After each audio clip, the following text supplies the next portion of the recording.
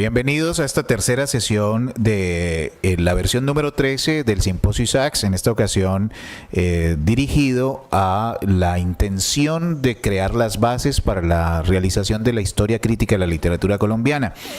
Por eso el evento es una suerte de homenaje a la memoria de Noé Gittrick, quien realizara este trabajo en el contexto argentino. En esta primera sesión iniciaremos con la ponencia Historia del Teatro, Movimiento del Nuevo Teatro Colombiano, 1960-1990, a cargo de Mauricio Domenici González y José Gabriel Uribe Mesa.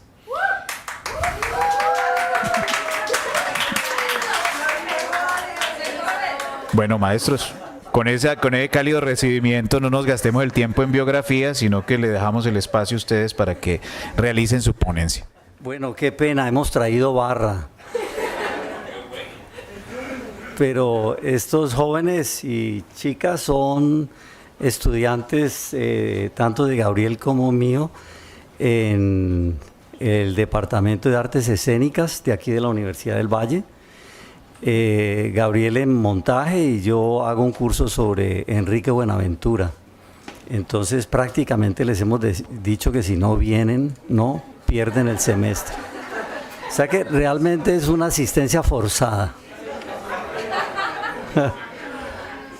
Pero bueno, esperemos que se manejen bien. Bueno, he titulado esta ponencia Introducción a los problemas de una historia crítica del teatro colombiano. Quiero en primer lugar pues dar mis agradecimientos a Darío Henao y a todos los organizadores por habernos invitado a participar en este simposio que consideramos pues de vital importancia. Creemos que entrar en el proyecto de una historia crítica del teatro colombiano hace parte, digamos, de nuestras preocupaciones y de temas que nosotros venimos trabajando hace muchísimos años. También mi gratitud por el hecho de incluir al teatro dentro de los estudios literarios, en buena parte por culpa del mismo teatro. Ha habido una discusión muy fuerte al interior del movimiento teatral en torno a si el teatro es literatura o es espectáculo. Me voy a referir más adelante un poquito a eso, porque es muy importante para definir muy bien el objeto de estudio de la historia del teatro. Y nada, la idea de estar aquí en este proyecto nos parece realmente una gran idea. También en algún momento tuvimos la oportunidad de conocer a Noé Gittrick y conocemos sus ideas a través de Darío Henao.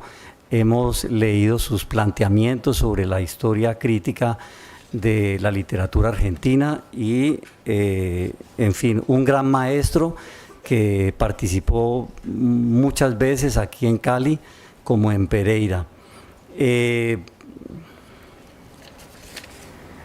Lo que vamos a presentar son unas notas en proceso de escritura. Yo voy a leer unas notas porque este es un texto, digamos, que está en construcción. Esperamos tenerlo lo más pronto posible para que queden las memorias del evento. De tal suerte que hemos dividido la exposición que vamos a hacer, el profesor Gabriel Uribe y yo, en dos partes. Una de carácter teórico, que está a cargo mío, y la segunda a cargo del profesor Gabriel Uribe, con quien lideramos desde hace varios años, por lo menos 10, un grupo de investigación teatral que se llama Quinto Acto. Mi ponencia tiene 4 temas. Voy a tratar de ser muy breve, dado que somos 2 los que vamos a exponer, como para no dispararnos en el tiempo. Tengo 4 temas. Primero, un panorama muy sumario de las historias del teatro colombiano. En segundo lugar, una discusión o una reflexión sobre el objeto de estudio de la historia del teatro a partir de la naturaleza del teatro, lo que, digamos, consideramos hoy o hace ya varios años en qué consiste el teatro, qué cosa es el teatro. Después, unos criterios para el desarrollo de la historia del teatro. Y por último, algo a propósito del nuevo teatro para conectar un poco con la exposición que va a hacer el profesor Gabriel Uribe. Entonces comienzo con el tema de las historias del teatro colombiano, un panorama sumario. Hay varios textos importantes de esta historia del teatro colombiano y voy a citarlos. El primero de ellos es un texto de Fernando González Cajiao titulado El proceso del teatro en Colombia, publicado en el tomo 2 del Manual de Literatura Colombiana de Editorial Planeta. El segundo texto es el artículo de Carlos José Reyes, 100 años del teatro en Colombia, del tomo 6 de la Nueva Historia de Colombia de Editorial Planeta. El primero, el de González Cajiao, presenta un panorama muy general desde el teatro indígena hasta el movimiento del nuevo teatro colombiano en los años 60-70. Es realmente la historia que tiene, digamos, un arco, una intención de cobertura, digamos, de la totalidad de los períodos, digámoslo así. El segundo, el texto de Carlos José Reyes, a quien en el medio teatral lo consideramos como el padre de la historia del teatro colombiano, está centrado en el teatro del siglo XX, desde la inauguración del Teatro Colón de Bogotá en 1892, y va relacionando los autores más representativos, como son, entre otros, Antonio Álvarez Lleras y Luis Enrique Osorio, hasta la aparición de Enrique Buenaventura en la década del 50-60. Cabe citar, además de estos dos textos, voy a generalizar un poco lo que creo son los problemas que se pueden encontrar con respecto a esas historias de la literatura. Cabe citar un texto clave, sintomáticamente ha sido titulado Materiales para una historia del teatro en Colombia, en la medida en que, digamos, no hay todavía, digamos, propiamente hablando, una historia del teatro colombiano bien establecida. En esta historia hay dos autores, Maida Watson y Carlos José Reyes, estos materiales para una historia del teatro. El libro está dividido en 4 capítulos y cada uno recoge artículos diversos sobre teatro. El primer capítulo está dedicado al teatro colonial, el segundo está dedicado al siglo XIX, el tercero está dedicado al siglo XX y un último capítulo, que es el más denso, el más amplio, está dedicado al movimiento teatral colombiano a partir de la década del 60. Son igualmente y muy importantes los libros de la historiadora Marina Lamus Obregón, con una visión, digamos, más totalizante en el sentido que se ocupa no solo de los autores, sino de las compañías teatrales y en cierto contexto sociocultural. Ella es la primera que comienza a mencionar compañías que venían a Colombia desde el siglo XIX, una buena parte del siglo XX, sobre todo compañías españolas. Este libro de Marina Lamus, ella tiene como 4 o 5 libros que son muy importantes, que recogen una enorme cantidad de información, que son evidentemente pues un material a trabajar. El libro al que me voy a referir es Teatro en Colombia, 1831-1886. Su intención, como ella misma declara, es la de recoger hechos en un periodo de algo más de 50 años. Su análisis no parte de la literatura dramática, de los textos, digamos, los textos, dice ella misma, sirven de apoyo en la descripción de las dinámicas sociales y culturales. Marina recoge información valiosa sobre actrices y actores colombianos, sobre compañías de repertorio y, claro, hace una relación de poetas dramáticos del siglo XIX. Tiene también una bibliografía anotada del teatro colombiano. Esta bibliografía está apoyada en un autor que ayer fue citado aquí, que es Héctor Orjuela, una bibliografía que él hizo en el año de 1974. La bibliografía anotada de Marina Lamus es de 2003. Esta bibliografía es muy interesante. En ella, y muy útil, es un material de consulta no un canon, por supuesto, de las obras. Allí se registran 3.363 autores dramáticos colombianos, que es una cifra que cuando uno la lee dice, bueno, ¿de dónde han salido esta enorme cantidad de autores? 3.363. En ese libro aparece el autor, la fecha de su nacimiento, de muerte, aparece la fecha de la publicación de la obra y si tuvo un estreno la obra y quién fue el director de la obra y dónde se encuentra el texto, en qué biblioteca, si está en la Luis Ángel Arango, si está en la Biblioteca Nacional, lo cual digamos es de un instrumento de extraordinaria ayuda. Yo siento que en el medio teatral se cita muy poco esta obra que vale la pena, digamos, estudiar. Bien, aparte de estos autores que tienen un carácter nacional, Carlos José Reyes, Marina Lamus, Cajiao, González Cajiao, una mirada, digamos, a la región arroja un poco esto. Desde las ciudades principales van apareciendo algunos libros locales, principalmente de Cali y Medellín. Allí es donde ha habido, digamos, por lo menos en los últimos tiempos, una mayor actividad teatral. Pero evidentemente lo dominante en el teatro colombiano es lo que pasa en Bogotá. No hay una historia del teatro en Cali, ni de Medellín, ni de Cartagena, pero es seguro que ha habido una vida teatral no sistemática y más bien ocasional. No existe tampoco una historia del teatro en Cali. Hay textos dispersos que reúnen informaciones y visiones parciales de su proceso cultural. Allí está, por supuesto, el material histórico que proviene de la intensa actividad intelectual del maestro Buenaventura, que hay un centro de investigaciones en el TEC actualmente, que se llama el CITEP. Ahí hay una enorme cantidad de material, con nuestros estudiantes hemos estado rastreando eso, y ahí se puede hacer evidentemente un enorme trabajo. De hecho, hay un chico egresado del Departamento de Historia de aquí que está trabajando en ese centro.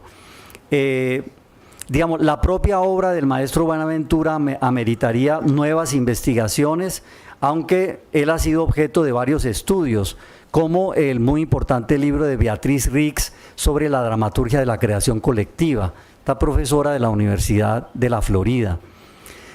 Tampoco existe en Cali una valoración sobre el papel del Teatro Municipal de Cali en el desarrollo de nuestro teatro. Carlos José intentó, digamos, comenzar su historia del teatro, el artículo al que me referí, poniendo en el centro el Teatro Colón de Bogotá y el papel que el Teatro Colón de Bogotá puede haber cumplido en el desarrollo del teatro colombiano. No es una idea que no se desarrolla realmente en ese libro. En el libro de los 60 años del Teatro Municipal se recogen de forma aleatoria y dispersa un gran número de acontecimientos, principalmente de música, ópera y danza. No hay pues una intención histórica en el relato, esencialmente es un anecdotario que revela la ausencia de una verdadera política del teatro frente a las necesidades del desarrollo de las artes escénicas en la ciudad. El teatro de esta ciudad, yo me atrevería a decir, existe al margen del edificio del Teatro Municipal. No hay una conexión realmente entre ese teatro y la vida del teatro que se ha desarrollado en Cali. No obstante, allá han sucedido cosas y se han realizado eventos que se podrían tal vez articular a una historia más coherente y sistematizada. Quisiera cerrar este punto sobre las historias del teatro colombiano con algunas reflexiones que circulan en este simposio, inspiradas por supuesto en Noé Gittrick o derivadas de sus propias provocaciones.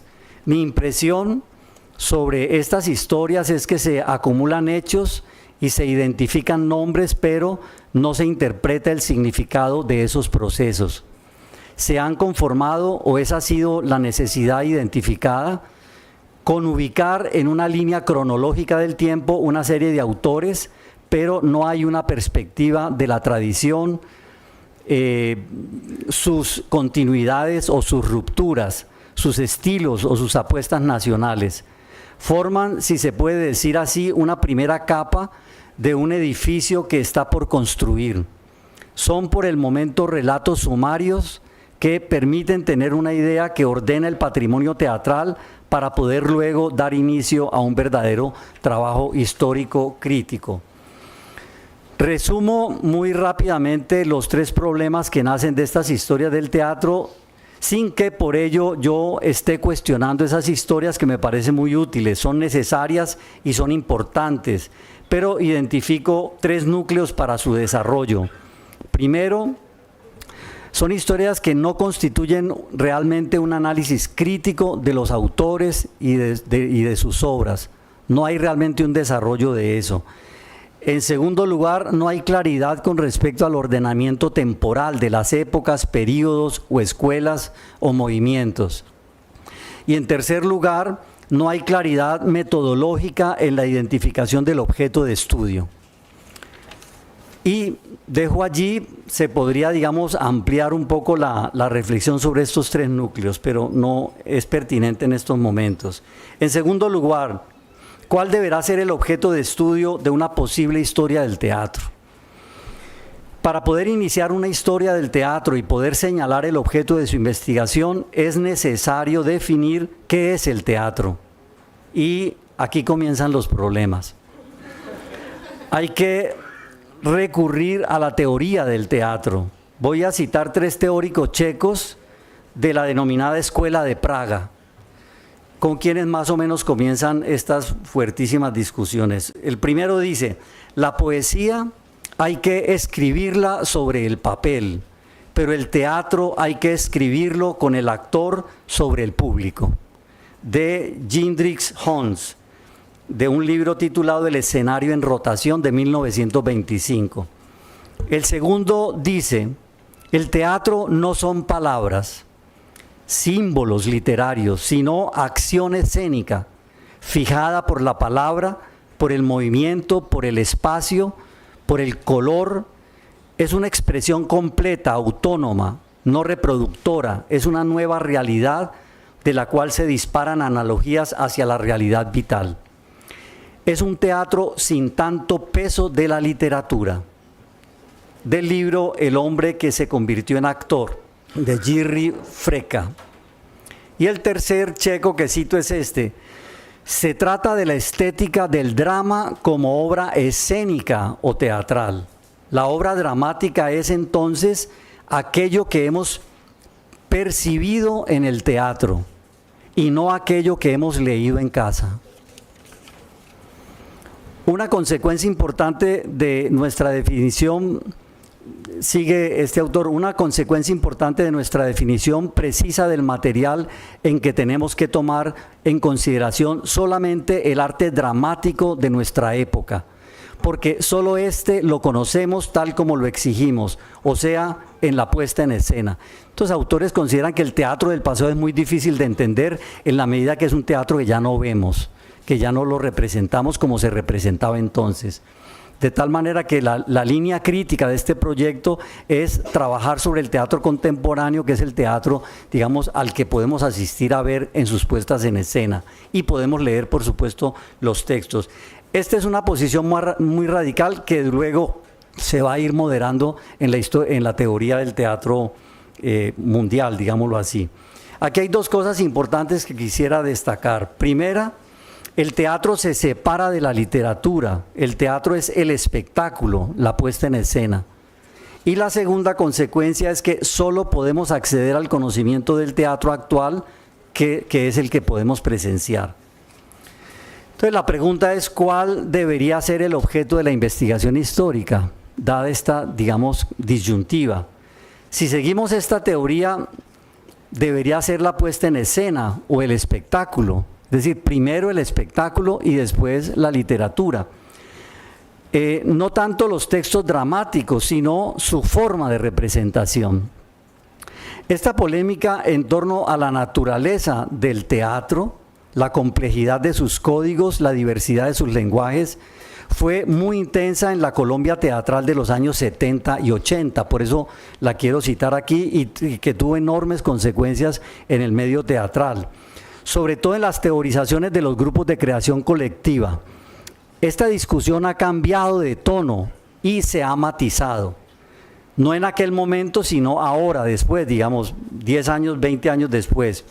Y se ha matizado. La consigna del teatro experimental había sido que el teatro no era literatura. Por eso dije al principio que agradecía la invitación a este seminario de historia crítica de la literatura y que se reincorporara el teatro al trabajo, digamos, como literatura, en la medida en que eso fue realmente en algún momento erradicado.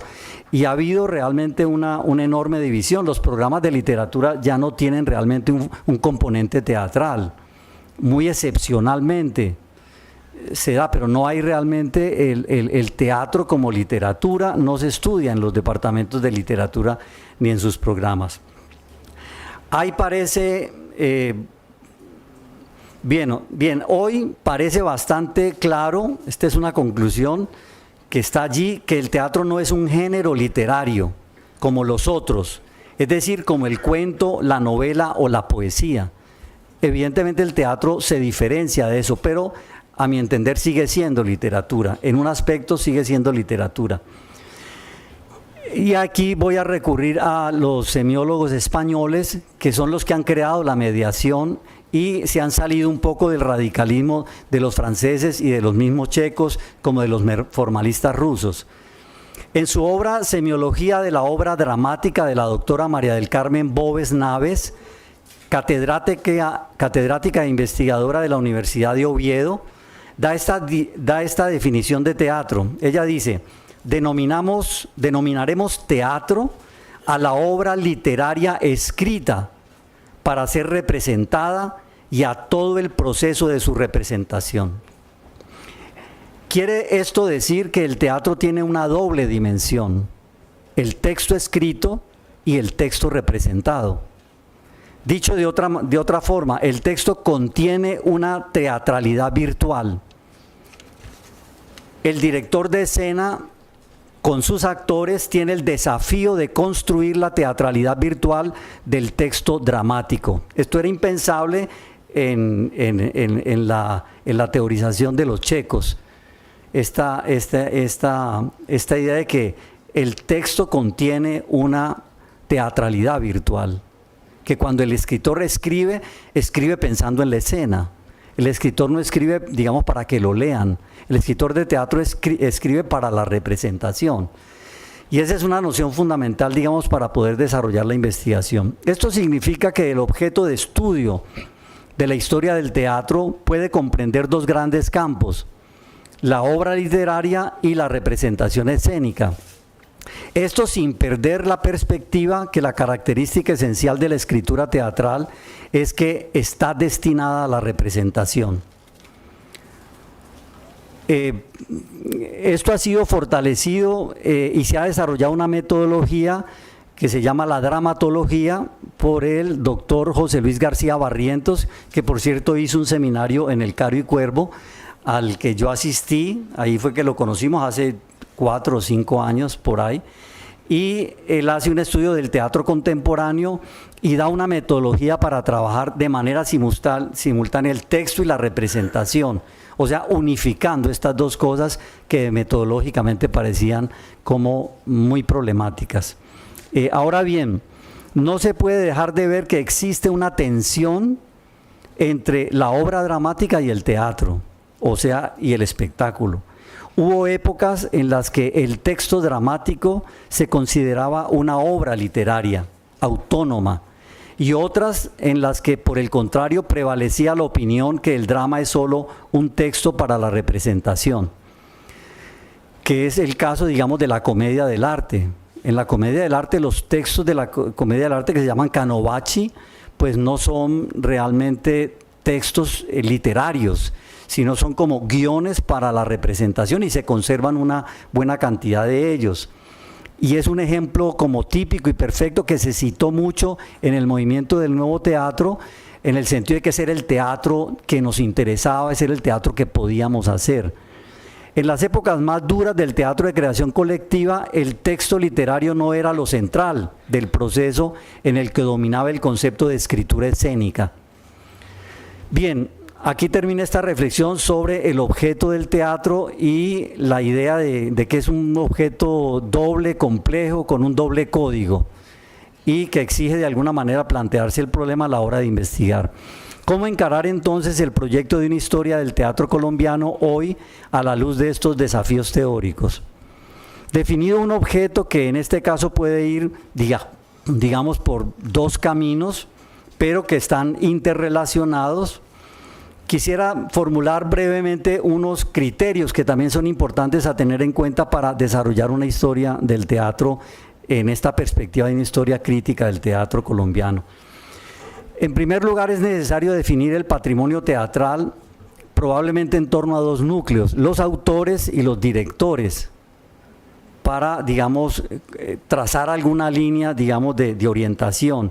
En los textos de la historia del teatro colombiano que hemos comentado, aparecen muchos nombres, vimos 3.300 y pico, sobre todo a partir de 1830, principalmente los nombres de autores dramáticos. Sobre la mayoría, la información que se tiene es muy escasa y muchos nombres, y sobre la mayoría de esos nombres no hay realmente ningún tipo de análisis, ni siquiera sobre los más representativos. Y acceder de hecho a sus propias obras es muy difícil. Yo lo he intentado por lo menos con dos autores y ha sido realmente medio titánica la tarea. Entonces ese sería como el primer criterio, ¿cierto? Tratar de establecer ese patrimonio teatral y más o menos fijarlo y ubicarlo. En segundo lugar, es necesario establecer unas épocas o unas generaciones, aunque el concepto de generación está totalmente en crisis, aunque muchas historias de la literatura operan en la dimensión de las generaciones, ¿no? La idea de que cada siglo tiene 3 generaciones y más o menos se establecen unos cortes como definitivos por la fecha de nacimiento, etcétera. Eso realmente es muy problemático, ya se sabe. Un ordenamiento que vaya más allá de un orden puramente cronológico, que es el que tenemos actualmente. Los trabajos sobre historia del teatro colombiano han sido inscritos en la división de períodos de acuerdo a los cambios políticos. Por ejemplo, tenemos el teatro colonial, el teatro republicano y otras nomenclaturas, el teatro de la violencia, en una división, digamos, de carácter temático. Hay propuestas de periodización sobre la cultura colombiana que van más allá de lo puramente cronológico, como el importante ensayo del sociólogo e historiador Jaime Jaramillo Uribe, que propone 3 etapas de la historia intelectual de Colombia: el barroco para el siglo XVII, la ilustración para a partir de 1750 y entre 1840 y 1870 el periodo romántico. Y hay una reflexión muy interesante sobre esta posible clasificación y de hecho podemos encontrar autores que podríamos ubicar en esa clasificación, digamos, para el teatro barroco, que correspondería, digamos, al periodo colonial. Se cita siempre a Fernando Fernández de Valenzuela con su obra La Áurea Crítica, sobre la cual Carlos José Reyes tiene un análisis. Para el teatro ilustrado, que sería el teatro neoclásico, ¿cierto? Está Fernández Madrid, que ayer también alguien lo citó, y está sobre todo Vargas Tejada, que es, digamos, el autor más citado, que es el autor de Las Convulsiones, una obra que más o menos se sigue representando hasta hoy. Y desde luego está el teatro romántico, está el teatro de Jorge Isaacs, que tiene 3 obras de teatro romántico, pero nunca citadas, nunca, digamos, pero ahí están, y otro autor como Felipe Pérez, que también es un autor teatral romántico. Y desde luego está toda la tarea importante que hizo Lorenzo María Lleras, que es como el gran formador de una escuela de teatro. Marina Lamus tiene un libro sobre la biografía de Lorenzo María Lleras, que es muy interesante. En fin, estas son un poco las líneas. Un periodo, a mi modo de ver, debería ser una sección de tiempo dominada por un sistema de normas pautas y convenciones teatrales, artísticas, cuyo origen, difusión, diversificación y desaparición podrían seguirse. Yo siento que en algún momento, construidas las circunstancias históricas, culturales de unos momentos del teatro, a estos autores, a estas obras hay que ubicarlas en su dimensión estética, porque es lo estético lo que en últimas le da efectividad al teatro. Si las obras son interesantes en la medida en que estéticamente están bien construidas, si no, pues van desapareciendo. Bien, dejo allí, este es un tema mucho más complejo, más arduo, pero muy importante, digamos, para entender esta historia. En tercer lugar, la necesidad que la historia se ocupe de la evolución del teatro, y para ello debe atender a las continuidades y los cambios, que a mi modo de ver es claramente de lo que se ocupa la historia. Esta relación está entre continuidad y cambio, es dialéctica. El sistema de convenciones de un periodo se enfrenta a un sistema anterior y así evoluciona hacia nuevas síntesis. El esquema evolutivo es un movimiento de continuidades y rebeliones a lo largo de la historia. Sería necesario tener en cuenta también que hay una diferencia sustancial, y esto me parece muy importante, entre lo que es un hecho histórico del pasado y lo que, como en el arte, es histórico, pero de algún modo sigue presente. El arte tiene un comportamiento distinto a los hechos de la historia. El teatro, como la literatura y el arte, se pueden entender como un todo que tiene un orden simultáneo, un sistema de obras que cambia constantemente sus relaciones. No estudiamos, por citar algo, a Shakespeare como un hecho del pasado. Sus obras están presentes, por cierto, en los festivales de teatro contemporáneo. Siempre en todo festival hay una obra de Shakespeare. Y es sintomático porque quiere decir que lo están leyendo actualmente. Se sigue planteando, sigue siendo algo, digamos, que dice cosas para el mundo contemporáneo. Sin entrar pues en más detalles sobre eso. Y otra cuestión que podemos plantearnos es esta: no podemos estudiar la historia del teatro sin tener en cuenta que los dramaturgos escriben en la tradición de los géneros. También el concepto de género, a mi modo de ver, es un concepto muy importante que hay que trabajar con él. Entendido el género como concepto regulativo, como estructura subyacente que moldea la construcción de obras concretas. Digamos, desde luego hay la discusión de si se puede escribir por fuera de los géneros, pero en general es muy raro. En general siempre hay una inscripción en los géneros, incluso para romper con ellos. La cuestión del género está presente, y para tener un ejemplo puedo citar el libro de investigación sobre la tragedia griega en Colombia, que es del escritor y director teatral caleño Sandro Romero Rey, que hace un impresionante recorrido desde la puesta en escena de Edipo Rey por Enrique Buenaventura en 1959 en el Capitolio Nacional, así como registrando y comentando 85 puestas en escena hechos por los demás diversos grupos del teatro colombiano, todo sobre tragedia griega. Se podría discutir que muchas de las que cita como tragedias no lo son probablemente, pero qué duda cabe de que hay un enorme interés en los grupos de teatro colombianos de los últimos 20 años en torno al tema de la tragedia griega. O sea, ¿qué es lo que hacen con eso? Por último, como investigadores del teatro colombiano, nosotros hemos elegido el periodo del nuevo teatro que va de 1960 a 1990 como campo de estudio.